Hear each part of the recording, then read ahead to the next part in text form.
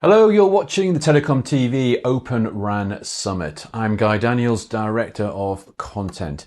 Now, one of the potential benefits of Open RAN systems, but also paradoxically one of the challenges, is the promise of a multi-vendor architecture, far removed from traditional, more monolithic systems. Today's roundtable looks at the various strategies that can help telcos manage an open and diverse supplier ecosystem. And I'm delighted to say that joining me on the programme today are Francisco Martín Pignatelli, who is Head of Open RAN for Vodafone, Randy Cox, VP of Product Management, Intelligent Cloud at Wind River, Paul Challoner, Vice President of Network Products at Ericsson, Francis Haysom, Principal Analyst with Appledore Research, and Eugenia Jordan, who is Chief Marketing Officer for TIP, the Telecom Infra Project. Hello everyone, it's good to see you all. Lots of questions to get through today, so much to talk about around Open RAN. Now, briefly, to frame our discussion, what are the main challenges associated with selecting and deploying an Open RAN architecture? Paul, first time on one of our summits for you, so how about you start us off with some views about some of the main challenges that you are seeing? So thanks. So glad to be here for my first time on Telecom TV. I would say the challenge is it's about vendor selection. And so how do you select the right vendor for each part of the Open RAN ecosystem? And so if we take Cloud RAN or the virtualization of RAN, there's some choices the operators need to make. The first is I've got to pick my hardware. So the hardware at the silicon level, so Intel or AMD of the x86 choice is important. So Ericsson has partnerships with both of those.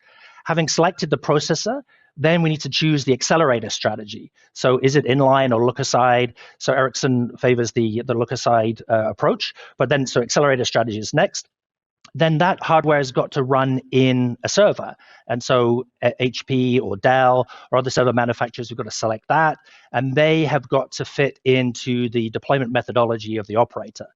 And so then the next step is to say, okay, I have my hardware, my server. Then I need to look at the cloud layer. So the container as a service layer. Do I want a telco cloud? Do I want a hyperscale cloud?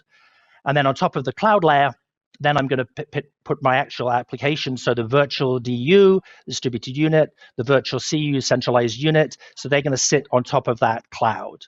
So it's really important to think about that as a stack. And so we're thinking about the stack as cost per performance, that they all work together, each of those elements in the stack, that you can operate and maintain them, so you have a management strategy, and that you have security running that all the way through. But the main thing is that you have a cost per performance in the whole stack, and you really think about it in terms of that vendor selection. So getting those choices right is a really important challenge that operators face today. Great overview. Thanks so much for that, Paul. Well, I know a few of you want to come in on this one. So let me first of all go across to Francis. What are you seeing in the industry as some of the main challenges, specifically, around the deployment of Open RAN? I think the important thing about Open RAN is that in some ways the challenge is that most of what it is actually trying to do at the moment is replace existing well-integrated RAN solutions from the major suppliers. A lot of there are obviously opportunities in terms of maybe some more flexibility in terms of supply chain between it, but fundamentally it's still delivering the same kind of RAN that we are used to. So in many ways, it is having to match across an existing solution that already delivers much of what is needed in a typical RAN today. I think the challenge here is how do we expose the opportunities by opening up the RAN, which is to do things slightly differently, more characteristics associated with a particular CSP rather than the general industry, and those type of opportunities. So a lot of it comes down to currently a kind of, I'm comparing an existing solution that works together, and I'm comparing a proposed solution which is lots of moving parts that need to be brought together. So I think the core challenge is kind of teasing out what is it new that we can do with these new open interfaces? What is it we can do new because we have different vendors or different sort of timescales for delivering Open RAN solutions? Yeah, thanks, Francis. As I say, fundamentally, it's still the RAN we're talking about here. It's the key is what we can do with this. Well, we're going to come on to some of the key takeaways we're learning in a moment. But first of all, Paco, this initial question we're putting out here about the challenges that are associated with not just deploying, but also selecting Open RAN architecture. What's your perspective? Yeah, I think this is a key point. I could separate different problems. One problem is selecting the vendor. As Paul was rightly saying, there is a lot to do, and there are many choices now. We have seen a very healthy ecosystem developing. So what do? You need to try to simplify all the number of choices, and the way we have thought about it is we are selecting a set of suppliers that become like a package. We call it package, and that's by default what we want to replicate in different markets. Obviously, at some point, you allow for another package or another selection of suppliers, so you don't end up with one supplier on each layer, but you have multiple options. But you do need to work on that on a controlled way. We are working with the rest of the industry, and I think TIP can play an incredible role here, coordinating the development of different packages. So we have the initial Vodafone version, and then it could be other MNOs adding potential packages, and everybody can benefit of that. But you cannot get too far on allowing for all the options to happen right away, or it gets really, really complex. Then when it comes to the actual deployment and operation, you face a number of challenges. First is you need to do things in a different way, so you need to come up with different processes for deployment, for operation. Who do you call when there is a problem? It's one of the things that we need to sort out. And yes, we are working on that. And second, the learning of Open RAN, it's a different animal. It's radio, but there are different aspects to it that the normal organization of an operator needs to understand. In that sense, we identified this need very early, and we've been working with the Telecom Infra project and Accenture on the TIP Academy. And now it's an amazing platform to spread the knowledge. Fascinating. Thanks very much, Paco. And you mentioned the helping role that TIP's been playing here. So, Eugenia, let's come across to you. What are your thoughts on the main challenges that telcos face here? Absolutely. Such a great question. So there are two challenges we see. And as Paul said, the supplier choice is here. There's a lot of suppliers came to market since TIP was formed in 2016. But the biggest challenge is, though those components might be best breed components, how to integrate them. And this is what Paco was talking about. How to take all those components, integrate them, test them, and create a blueprint or a package that can be deployed in many deployment scenarios. That's challenge number one, because with the previous systems, it was one vendor, testing was done for a particular operator. So in the new open world, we need to implement the best practices from the past so we can test, integrate, and then deploy all those components. And the second one, and I'm glad that Paco mentioned TIP Academy, upskilling. There's so many things to Open RAN besides the RAN. There is artificial intelligence, machine learning, all the RIC features. So the workforce needs to be upskilled so they can deploy these new RAN packages. Indeed, and I know you're doing some tremendous work there at TIP to help with that. Francis, do you want to come back in with a pick-up comment?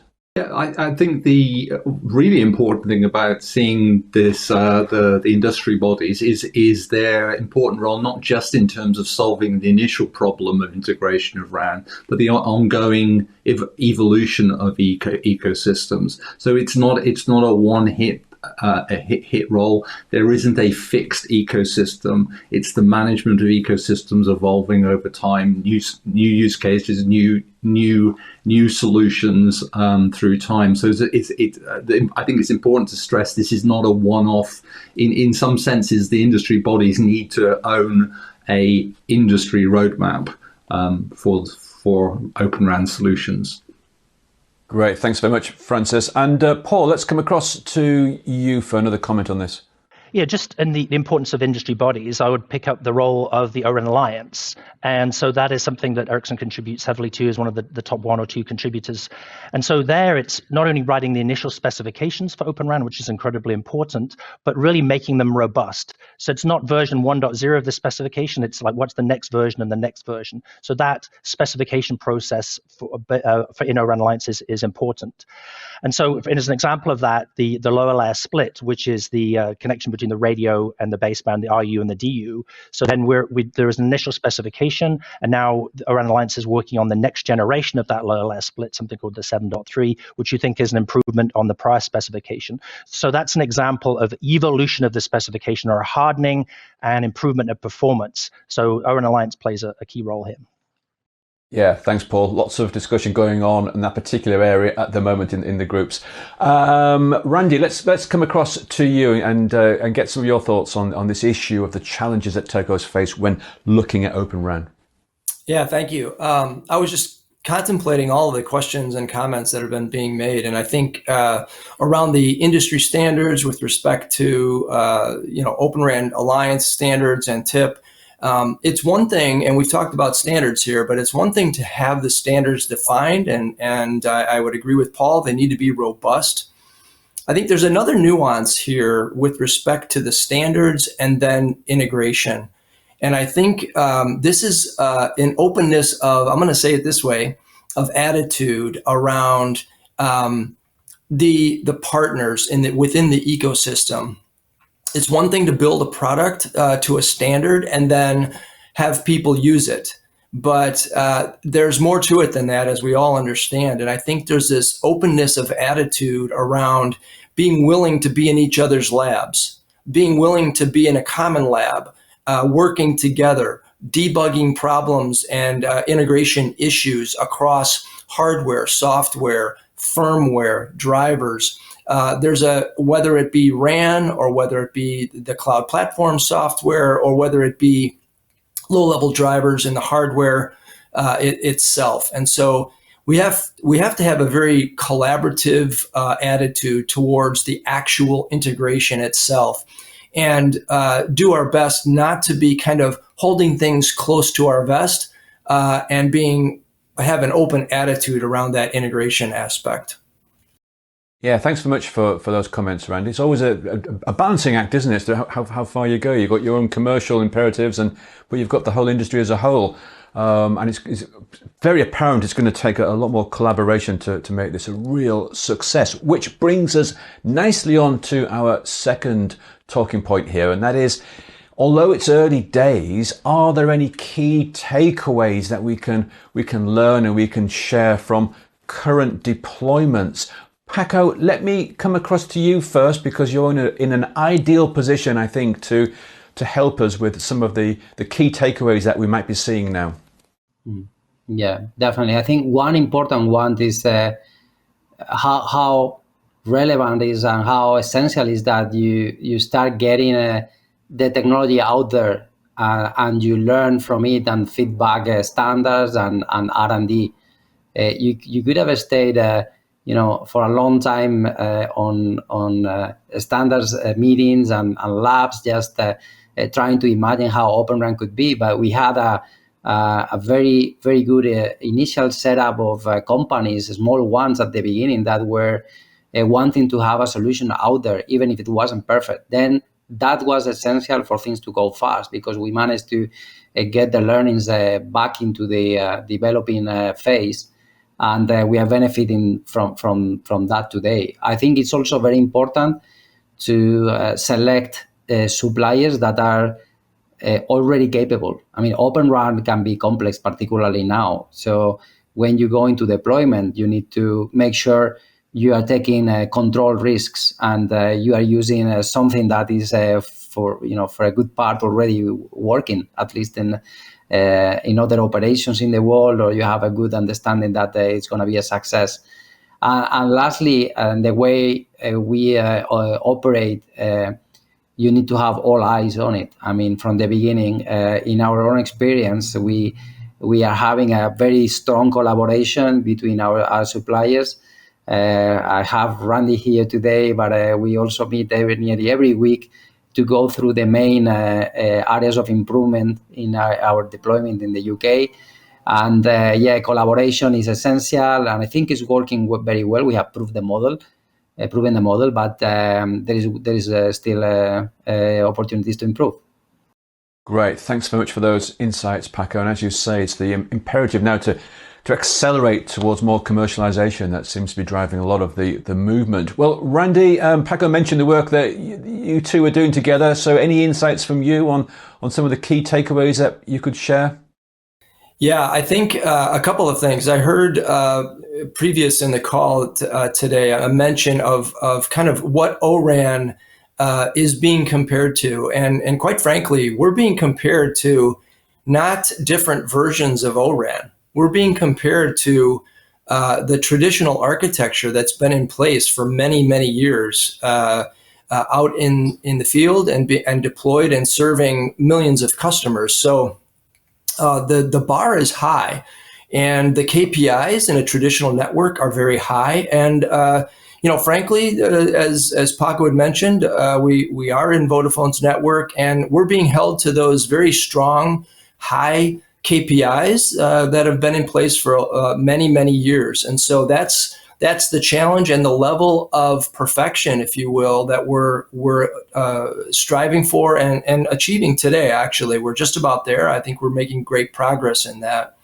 I think another thing that Paco mentioned was this, very briefly, this mention of the learnings in the field and our experience at Wind River in our mass scale deployment in North America, as well as in Europe, that those experiences around the world, we've taken those learnings and we are pulling those back upstream back into the roadmap, into engineering or R&D, and plugging those learnings back into the product itself, so that we can improve and achieve even a greater level of performance. And so I think it's incredibly important, whether it's in the product as well as the standards, that those learnings are brought back upstream and incorporated into all of our learnings in order to have solid deployments going forward. Yeah, good points, Randy. And as you say, the bar is set very, very high with Open RAN.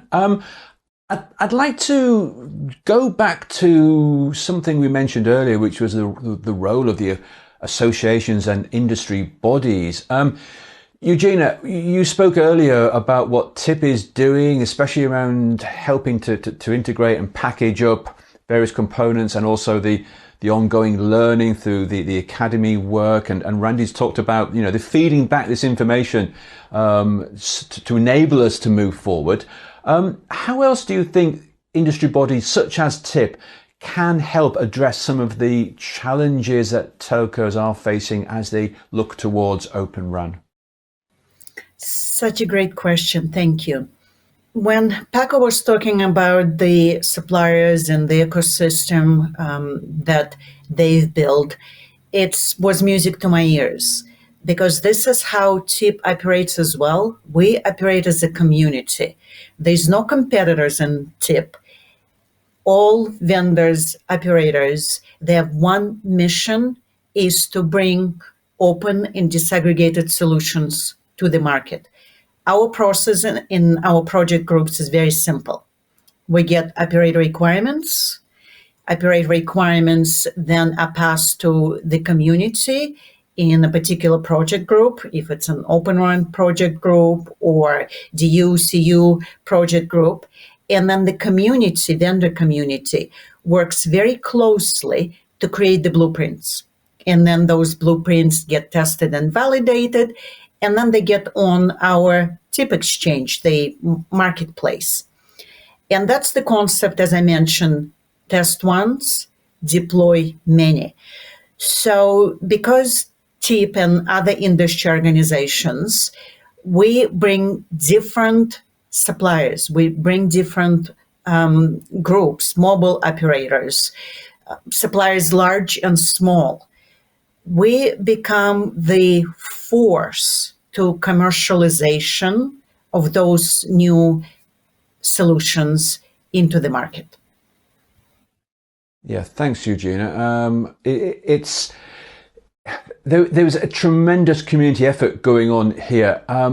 It's very apparent to see. Francis, let me come to you and get some of your insights and perspective on what we're seeing with the role of these associations and groups. I think Eugene put it extremely well. It's that ability to bring the smaller players, and I think really to expose the potential for innovation. I made the point at the beginning. The challenge for Open RAN is that at the moment it is largely a like-for-like comparison with existing integrated solutions, and that's not to say it doesn't have a role there. But actually, it's also a framework in which a lot more innovation can be done, new ways of working, new applications, whether that's things like the non-real-time RIC or even the near real-time RIC as well. There's the opportunity for innovation there. But quite often, those will come from small companies, will need to be seen in the context of how do I deploy this small component? How do I trust that it can work? And that's a key role for industry bodies, that kind of bringing the trust, bringing the framework for trust as these solutions evolve. So as we bring together more companies and we hopefully expand the choice and create this multi-vendor ecosystem, the risk is it's a very complex ecosystem. So what about the idea that third-party systems integrators will hold the key to helping many telcos with their Open RAN deployments? Randy, what views do you have on the role that SIs will or could play here? Yes, I think system integrators can certainly, third-party system integrators, I think they can certainly play a role here in the deployment and integration of O-RAN with different vendors. I do feel, given our experience at Wind River, we find ourselves as a cloud platform in a commercially deployed today. We find ourselves quite often between integrating both in the southbound as well as the northbound with the hardware in the southbound and the RAN software in the northbound. We find ourselves in the middle of that and in the middle of those integration issues, and that requires quite a bit of expertise, and detailed expertise. It's quite complicated, and certainly there's kind of multi players there involved with whether it's RAN software or the cloud platform, or whether it's the NIC and accelerator card or the server manufacturer themselves. It's detailed expertise. And so if a systems integrator that is a third party is going to actually be able to do this and pull this off in a field environment, that requires quite a bit of investment, not only in terms of resources, but also CapEx, really, in building labs in order to be able to test and to deploy. I think the resource aspect of this, the human resource, the expertise required here, as I've mentioned, is detailed expertise at a very low level within the system, an O-RAN system and an O-RAN network. And so I'm not exactly sure myself how an SI would go about getting that experience, But I will say, if they have figured out how to do that, I do absolutely feel that there's a role there. And from my perspective, gaining that experience is the key for them to be able to be a strong influence and strong enabler here. Yeah, thanks very much for those insights, Randy. And Francis, let's come across to you first, because we've got a few of our guests want to pick up on this question. I think the really key thing about system integration is to recognize that there is already system integration in the RAN. The large providers are already providing. It's hidden largely from the operators and is bundled in. So in terms of Open RAN, system integrators that want to play in this area, one, need to match probably the costs and the experience of the network operators. But I think the other important thing is not just to see this as a problem of system integration within the CSPs, but seeing integration as an opportunity for innovation. I've stressed this several times on the call today, but it's that opportunity. How can system integrators differentiate what they're delivering, maybe accelerating certain components that Open RAN enables, are going to be the key differentials, not just simply matching the solutions of the large integration players. Yeah, thanks so much, Francis. And as you rightly say, many of the large vendors are already systems integrators in their own rights here. Paco, let me come across to you first, and thoughts about the likely role that third-party systems integrators may play. Yeah, I think this is a very, very good point, very good challenge for us. I think first we need to say the need for system integration is definitely there, and that's what we are saying. The traditional suppliers are already doing that, so who is going to be doing it? An important point is that we, the operator community, we are not expecting to change a lock-in with a certain supplier to now move to a different one that now is system integration. So we see more and more a role of different parties, and there can be different options. One can be, for example, TIP, Telecom Infra Project can play an important role coordinating this problem of putting things together again.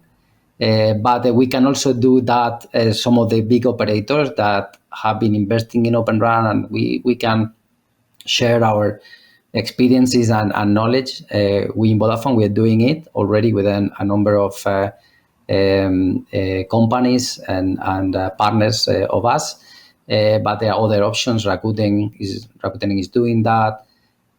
Also Docomo with their Orex initiative. So there is the possibility to go directly to the source of operators already doing system integration, but not everybody will be able to do that. So some of the small operators, or that is for the most part the long tail of operators in the world, will rely on someone else, and that can be a system integrator as well. I think there's going to be a multiple set of options to go to, and all of them are developing. We need to see which one is the predominant. Indeed. Thanks, Paco. And we had a terrific discussion at last month's DSP Leaders World Forum on this issue of how far you can insource, how far telco can insource and learn the technology against relying on external and outsourced skills. Eugenia, did you want to pick up on this one about systems integration role and support, and particularly your support maybe of third-party systems integrators and the established players? Absolutely. So there are three options, like the speakers already discussed. So the first option, it's a system integrator can do the testing and integration. Then the second one, it's mobile operator themselves. They can do it in-house. And then the last one, it's what's been historically done is it's a hardware or software vendor. So, but it still creates an issue with, especially with Open RAN, when there's a lot of options. The combinations of vendors for RUs, DUs, CUs, and RICs, they could be in hundreds. So if a mobile operator, and Paco brought up a really good point, was going to integrate and test all those 100 permutations in their own lab, it's going to take a lot of time and it's going to be very expensive. So at TIP, we believe in concept of federated labs, where an industry organization, an independent body like TIP, can bring our participants, and we can, in those labs, test all those permutations and then make them available to be deployed. So it saves two things for a mobile operator. Number one, it saves time. During COVID, we ran a pilot in Europe, and I think the savings in time were about 40%. And then number two, as the speakers were saying, it saves money. So, and saving resources, people resources, lab resources, and also funds is very important to become efficient in this ever-changing Open RAN world. Thanks, Eugenia. Good points there. And Paul, let's come across to you, because I'm sure you've got some thoughts as well to add on this whole subject of systems integration role with Open RAN. Yeah, so as an existing integrator, I mean, even integrating your own product from various parts of the world and bringing that together is a challenge. And so that's something you want to get to scale. And if you look at the options, either the operator can do it themselves, they can they can choose one of their existing RAN incumbent vendors. They can look at a sort of O-RAN aggregator, the sort of Rakuten type model, or then there'd be, I think, IT players potentially coming into the field. But I think, as Eugenia mentioned, it's all about scaling, right? You can't do too many custom integrations, so it has to scale. So it's really, how do you build that experience and just getting to scale as quickly as possible? And that's the challenge we face here. Yeah, thanks very much, Paul. And quite a challenge, isn't it? One final question for this round table, and one that challenges our assumptions, really, and that is, do Open RAN deployments actually need to be multi-vendor? And Francis, if I could come across to you first, because I know you've been doing some work in this area in the past. Yeah, actually, it's a subject of research when we started looking at Open RAN was actually to look at how do we think the market evolves, and I think it's really important to stress Open RAN is effectively a technical specification that allows you to disaggregate certain components within the RAN. As such, there is no reason that you could not have a fully integrated solution with an Open RAN interface. For example, the front haul, for example, a number of the RIC interfaces, the likes of Ericsson, for example, are working very, very strongly in the non-real-time RIC area, providing interfaces that they're providing integrated solutions for. So there's absolutely no reason that they shouldn't be integrated. And in fact, our initial thinking is that we actually believe the whole marketplace over a substitution model will become open. It will become an Open RAN, but that doesn't mean that the majority of the solutions that are deployed are not actually using the open interfaces to provide integrated solutions. And in fact, we think the major players will be the major players in Open RAN using Open RAN interfaces. We see a second opportunity for all new players emerging. Maybe the NECs, maybe the Rakutens of the world, which in similar ways are providing integrated solutions. And we actually see quite a small area for what I would term is truly multi-vendor changing areas, because the vast majority of CSPs actually just need solutions that deliver the 3GPP standards of 5G and 4G, typically for mobile broadband. Fascinating, Francis, and well said as well. Paul, if you don't mind, if I could come across to you, because Francis did touch on some of the work that Ericsson was doing. I guess Open RAN's about the interfaces here, the open interfaces, and do you see the same philosophy? Because you mentioned earlier about the work that you were doing in the Owen Alliance on these interface specifications. Yeah, so Ericsson's committed to open networking and open architectures, and as I mentioned, we're very active in the Open Alliance. I mean, if you look at the Cloud RAN space, for example, the virtualization, I mean, that is inherently multi-vendor when you pick an Intel chip and a Dell server. I mean, this is and somebody's CAS layer. This is inherently multi-vendor, and so then that, I think, in that virtualization space, that's a sort of reality of life. And then if you look at the sort of automation pillar of Open RAN, so you have like a service management and orchestration platform where that hosts the RAN intelligent controller, the RIC, the non-real-time RIC.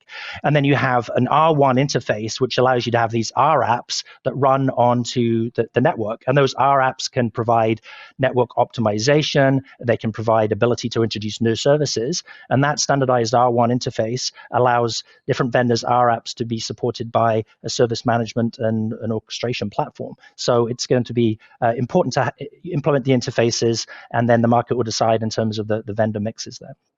Indeed. Thanks very much, Paul. And Francis, let's pop back over to you. Yeah, I just wanted to re-emphasize a point. Again, it's an earlier point. There's two reasons to buy Open RAN. One is price. Is it cheaper? Will procurement get a better deal for the Open RAN solution versus an integrated solution? And the second one is innovation. A lot of what will determine whether a CSP buys something is what is their view of what the innovation that they can provide by having a multi-vendor solution versus the cost of integrating that and verifying and assuring that solution versus buying the integrated one. So at the end of the day, it will come down to largely what is the best place to deliver the price, and what is the best place to deliver the innovation. And that will drive whether it's a multi-vendor solution or a non-multi-vendor solution.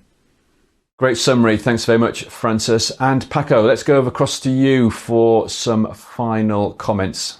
Yeah, just on that one, I think the most important thing is not if we end up on multi-vendor or not. I think the important thing is that we have the flexibility to get into multi-vendor, and things will change. I mean, traditionally, you would have a very, very big contract that keeps you with a supplier for 6-7 years, and that doesn't need to be the model anymore. So you can go for a situation where you give the digital unit to a supplier for a couple of years for a number of sites. Then you run another tender, and then after 2 years you get another one, and so on. And the same for the radios. Our bet is that it will be multi-vendor, but it doesn't need to be a crazy number of vendors. And obviously we don't need to replace traditional suppliers. They will be playing a key role, and we are happy to see the established suppliers making big steps forward, embracing Open RAN.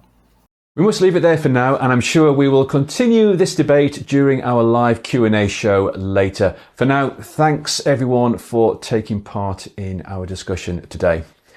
Now, if you're watching this on day one of our Open RAN Summit, then please send us your questions and we'll answer them in our live Q&A show, which is coming up very soon. And don't forget to view the other panel discussions and keynote interviews in this year's event. For now, though, thank you for watching and goodbye.